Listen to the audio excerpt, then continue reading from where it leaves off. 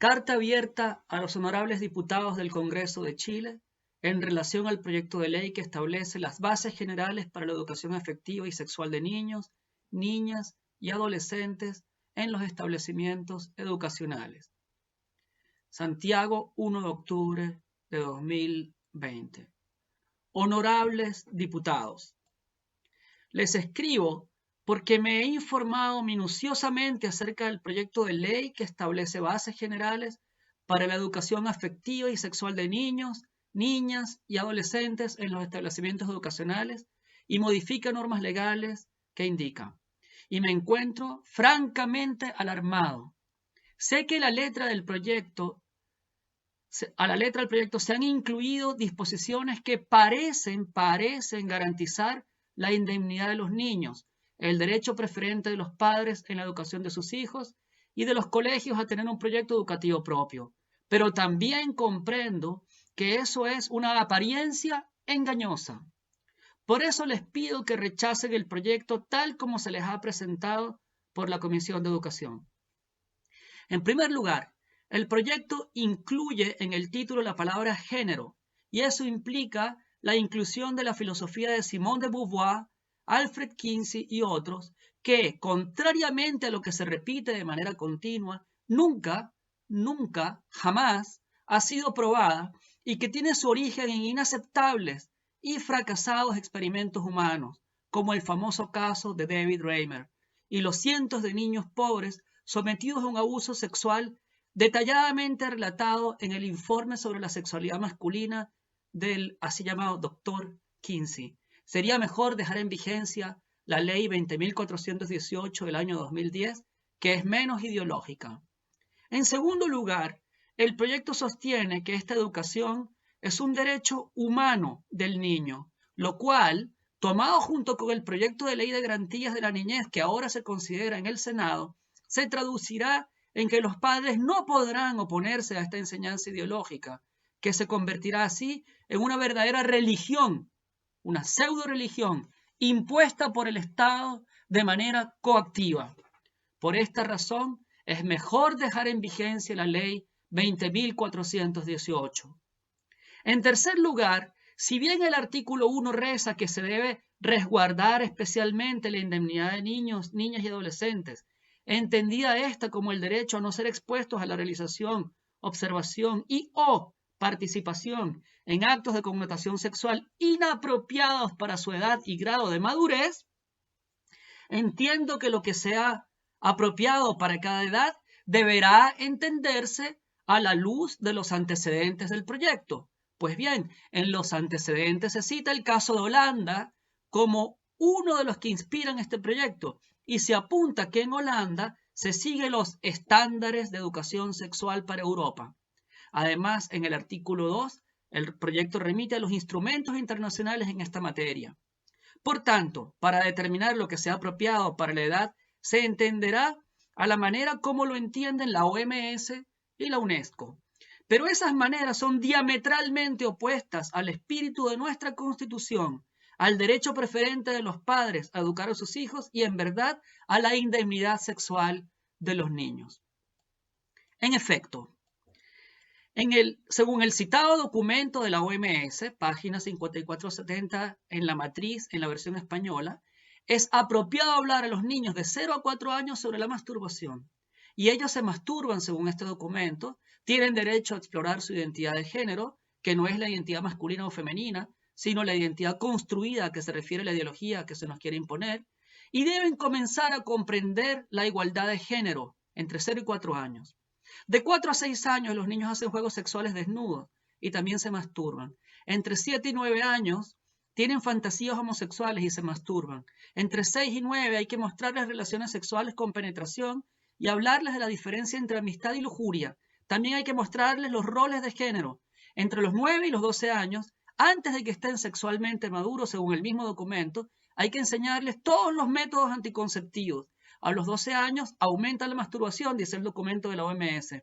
Y entre 15 y 18 años tendrán coito heterosexual al comienzo, pero después sexo oral y finalmente sexo anal. Entre 15 y 18 años todos los niños.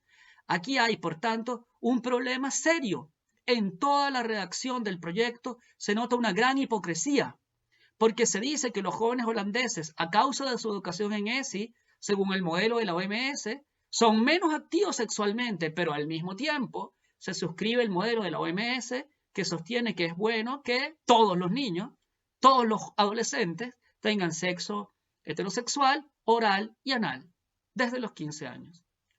Por otra parte, según las orientaciones técnicas internacionales sobre educación en sexualidad de la UNESCO de agosto de 2009 y de 2018, también se debe enseñar a los niños de 5 años que la masturbación es placentera, no produce daño, pero debe hacerse en privado. Ese es el documento del 2009. En el 2018, por el escándalo producido, se retrasó esta enseñanza en el documento de la UNESCO hasta los 9 años. Nótese bien, unos burócratas sin ningún título para gobernar se sienten con el poder para imponer el modo de la educación en una materia de la que depende profundamente el carácter de las futuras generaciones y toda la configuración familiar y social de Chile. Esto no debe permitirse. Concluyo que es muy peligroso el artículo 1, sobre todo visto a la luz de los antecedentes del proyecto, y que por ello sería mejor dejar en vigencia la Ley 20.418 del año 2010. En cuarto lugar, el artículo 2 dice que de los 4 a los 10 años, parvulario cuarto de básico, el foco se pondrá en el autocuidado y el autoconocimiento. Pero en el contexto de la educación sexual integral, esto significa exploración de sus órganos genitales y de los placeres que tocarlos proporciona.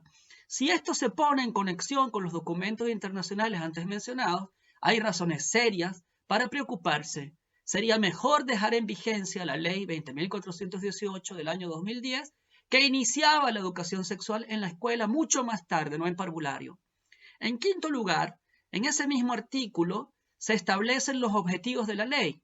Entre esos objetivos se dice que hay que transmitir conocimientos actualizados, es decir, supongo conforme al último instrumento de la OMS, que es cada vez más pervertida, para prevenir violencia de género, en primer lugar, con toda la carga ideológica de esta expresión, y para prevenir embarazos no deseados, y que hay que inculcar el respeto a la diversidad de orientación sexual y a la identidad y expresión de género, y que hay que fomentar en los estudiantes una sexualidad libre. Sexualidad libre. Sobre la perspectiva de género ya he hablado, pero añadiré que la aplicación de este proyecto producirá una masiva disforia de género entre nuestros niños y adolescentes. Pero además, honorables diputados, liberar la sexualidad, como dice este proyecto, es destruir la libertad de la persona y poner las bases para la total destrucción de la familia, lo cual es contrario a la Constitución y a la intención de los padres que quieren educar a sus hijos para que sean personas cabales. Por eso es mejor dejar en vigencia la Ley 20.418 del año 2010. En sexto lugar, en ese mismo artículo se establece que la educación sexual se imparta no como un ramo diferente de los otros, sino que se incorpore como una parte de los otros ramos. Esto pone dificultades para el PIN parental que se ha implementado en España y también en México, porque ¿cómo se opondrán los padres a que sus hijos asistan a cursos de matemática, lenguaje, etcétera? Sospecho que es ese el fin de esta disposición, dificultar el PIN parental. Por cierto que en esto se sigue el modelo argentino, en el que se descubre una filosofía semejante a la positivista en el sentido de que pretende ser una nueva metafísica presente en toda la cultura y en todas las áreas del saber, pero es absolutamente materialista y reduccionista. Supone que la sexualidad tiene la clave de toda la realidad y que por tanto hasta las matemáticas deben enseñarse bajo la óptica de la educación sexual integral. Es la vía para la sociedad lesbiana socialista que señalaba, con la que soñaba Shulamith Firestone, y que ciertamente no concuerda con el derecho preferente de los padres a educar a sus hijos. Por eso sostengo que es mejor dejar en vigencia la Ley 20.418 del 2010. En séptimo lugar, aunque el artículo 3 da potestad a los sostenedores de los colegios para elaborar los programas relacionados con la educación sexual, etc., ordena que se ajusten a lo establecido en la ley. Aquí vemos de nuevo el double speak, para usar la expresión de George Orwell, que ha usado la mayoría de la Comisión de Educación, porque esto, les aseguro, se va a fiscalizar estrechamente. Y el proyecto en su artículo 5 da facultades de policía administrativa en esta materia a la Superintendencia de Educación, conforme a la Ley 20.529 sobre el sistema de aseguramiento de la calidad en la educación, como si la calidad en la educación consistiera en la ideología de género y no en que los niños aprendan a leer, escribir, calcular, conozcan historia seria, etc. La intención del proyecto se delata en el artículo 7, que deroga el inciso 4 del artículo 1 de la Ley 20.418, que establecía una verdadera y real libertad de los establecimientos educativos para programar la educación sexual en armonía con sus propios proyectos educativos. Por esto, es mejor dejar en vigencia la Ley 20.418. En octavo lugar, se impone que los programas se ajusten a información objetiva basada en evidencia científica, artículo 3. Pero la educación en la sexualidad es una parte de la moral. La invocación de la ciencia de la sexualidad, fundada por Kinsey, para limitar los programas de los colegios, equivale a suscribir la falacia naturalista criticada por G. E. Moore y a imponer una pseudociencia al derecho preferente de los padres y en los proyectos educativos de los colegios. Es esta una estrategia favorita de los marxistas, que entraron en la historia con una pseudociencia económica, como todos sabemos. También por esto sería mejor dejar en vigencia la Ley 20.418 del año 2010. En noveno lugar, impone la obligación este proyecto de contratar para que hagan esta parte de los ramos exclusivamente personas con credenciales profesionales, artículo 4D.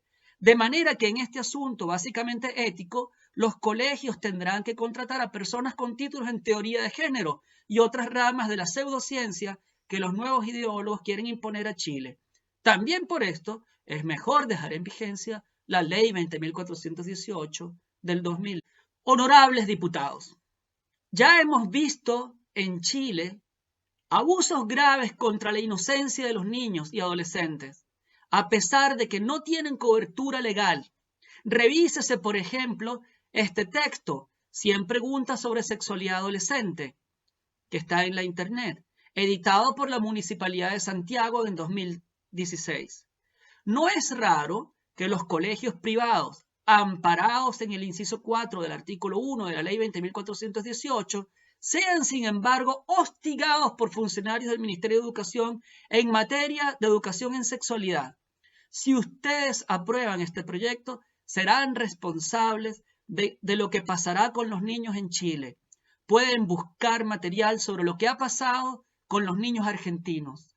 Si no lo tuvieron, estoy a la orden, si no lo tuvieran este material, estoy a la orden para proporcionárselo, por todas las razones expuestas, en nombre de la inocencia de los niños chilenos, en nombre del derecho preferente de los padres a educar a sus hijos, en nombre de las tradiciones de este país, en nombre del derecho de los sostenedores a tener un proyecto educativo propio y en nombre también de la Constitución que ustedes han jurado cumplir, les ruego que no aprueben este proyecto de ley cuya autora principal es una diputada que no obtuvo 14.000 votos y que dejen en vigencia la Ley 20.418.